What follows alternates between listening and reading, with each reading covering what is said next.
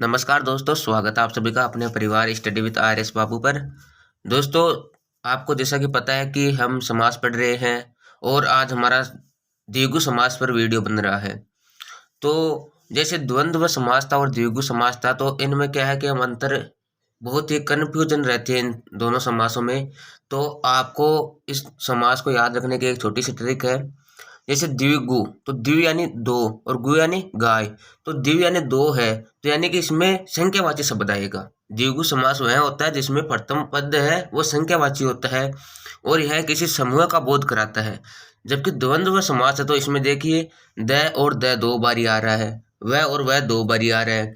तो इसकी हमें इस प्रकार पहचान करनी है कि द्वंद्व समास में और, अथवा, या आदि ये शब्द मिलेंगे। जबकि द्विगु समास है उसमें हमें संख्याओं का बोध होते हुए मिलेगा। तो यह आसानी से हम पहचाने सकते हैं। तो अब आपको समझ में आ गया होगा, तो हम अब इसके जो जितने भी उदाहरण बनते हैं वो सारे उदाहरण इस वीडियो में समाहित करने की कोशिश करते हैं। तो हमारा पहला शब्द है समस्त पद का इकट्ठा।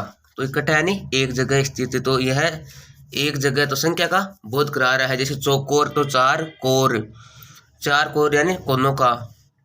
तो इसमें चार, तो चौकोर का अर्थ निकल रहा है चार। चौखट, तो चौ यानी चार खूंटों वाली या चार कोनों वाली। फिर है चतुर्युग, तो चतुर्युग हो जाएगा चार युग का समूह है। तो इसमें समूह का बोध कराएगा, समाहार का बोध कराएगा और संख्या का बोध कराएगा। तो ये हमारी हो गई द्विगु समास की पहचान। इसी प्रकार देखिए, अब हमें केवल उदाहरण समझने की जरूरत है। इसी प्रकार है तिरंगा, तो तीन रंगों वाला। तो अगर इसमें तीन रंगों वाला वह है तो भारत के झंडे के रूप में बहुवीरी हो जाएगा। जबकि इसमें संख्यावाची है तो यह द्विगु समास में आएगा। एक शब्द में दो या दो से अधिक भी समास मिल सकते हैं, लेकिन हमें उसको पहचानना पड़ता है कि किस प्रकार इसमें बहुवीरीय का अर्थ जा रहा है और किस प्रकार इसमें द्विगु का जा रहा है और किस प्रकार इसमें क्रमधारय का जा रहा है।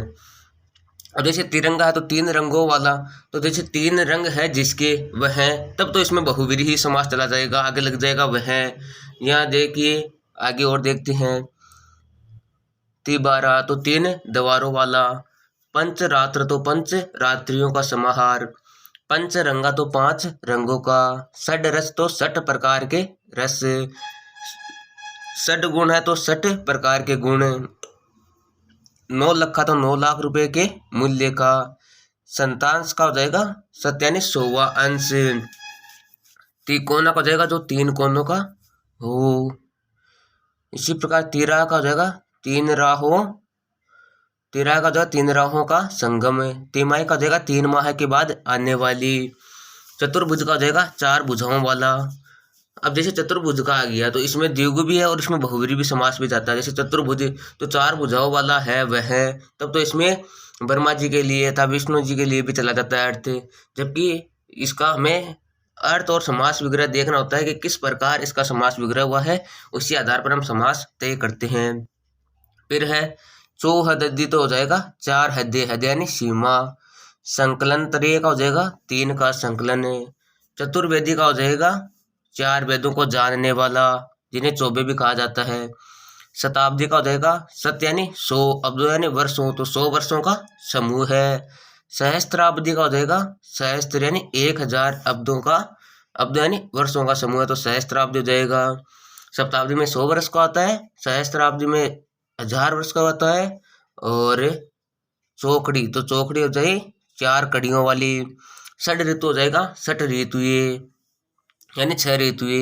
दुधारी का हो जाएगा दो है जिसकी धार। दोपहर का हो जाएगा दोपहर के बाद का समय। त्रिपाठी का हो जाएगा तीन पाठ है तीन वेदों को जानने वाला। दुगुना का हो जाएगा 2 बार गुना। इसी प्रकार हो जाएगा दो मंजिला, तो दो है जिसकी मंजिल। इसी प्रकार हो जाएगा दोबारा, 2 बार। इसी प्रकार हो जाएगा दुसती, तो यानी दो है जिसके सूत, सूत यानी धागे। देखिए सूत, सूत का होता है धागा और सूत का होता है पुत्र, छोटा सु आता है तो। फिर है दुनाली, तो दो नाल वाली। फिर है दुराहा, तो दो राहों का समाहार। फिर है दो लड़ा तो दो है जिसकी लड़। फिर है दुमट तो दो प्रकार की मिट्टी, दो यानी दो मट यानी मिट्टी। एक तंत्र का हो जाएगा एक राजा का तंत्र।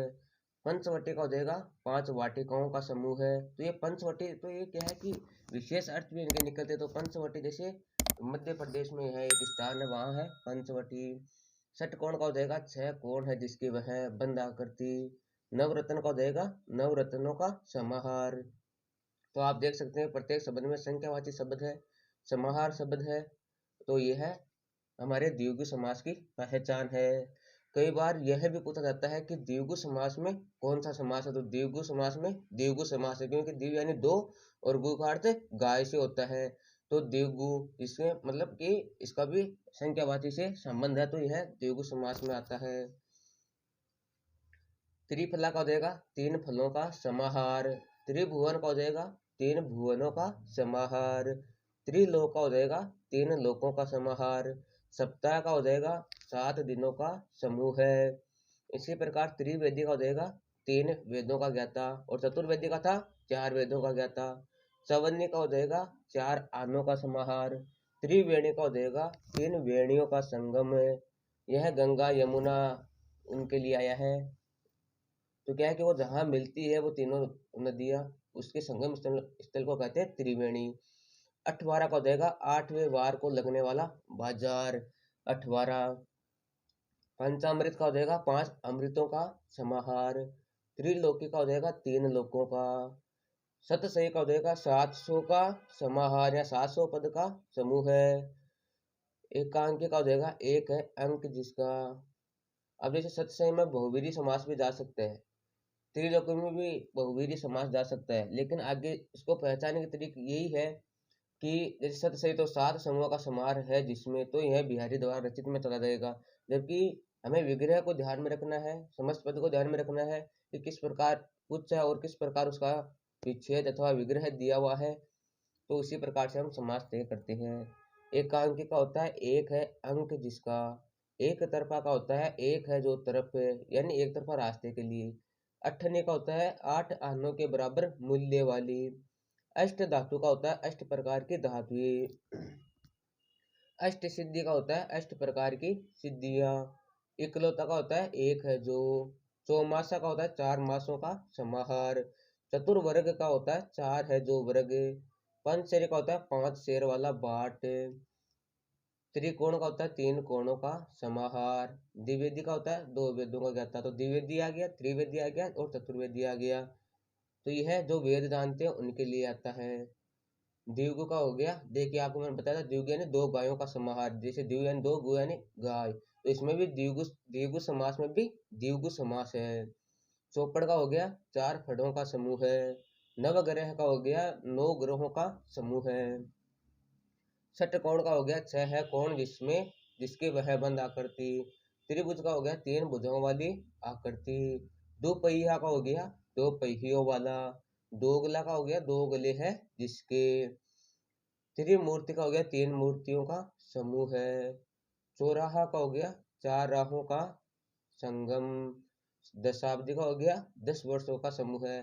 तो दशाब्दी हो गया 10 वर्षों का, शताब्दी हो गया 100 वर्षों का और सहस्त्राब्दी हो गया 1000 वर्षों का समूह है। तो इन सब में द्विगु समास है। पंचतंत्र का हो गया 5 तंत्रों का समूह है। इसी प्रकार हो गया सप्त ऋषि तो 7 ऋषियों का समूह है। त्रिरोग का हो गया 3 रोगों का समूह है। नवरात्र का हो गया 9 रातों का समूह है। अष्टकोना का हो गया 8 कोनों वाला। अष्टपदी का हो गया अष्टपदों का समाहार। तो देखिए दोस्तों, आपको जितने भी शब्द दिखाए हैं इसमें उनमें सभी में संख्यावाची शब्द है, समाहार है, उनके अर्थ निकल रहे हैं। जैसे 1 2 3 4, इसी प्रकार जैसे 10 है, 1000 है, 100 है, तो इसमें संख्यावाची शब्द आता है और यह द्विगु समास की पहचान है। द्वंद्व में और द्विगु में आपको कंफ्यूजन नहीं होना है। जैसा कि आपको पहले बताया था, द्विगु समास में संख्यावाची पद आता है।